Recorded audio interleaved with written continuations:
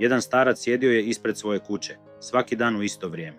Ljudi su prolazili, pozdravljali ga, neki s osmijehom, neki s tugom, a neki s pitanjem. Kako si, Dido? Pitali bi ga.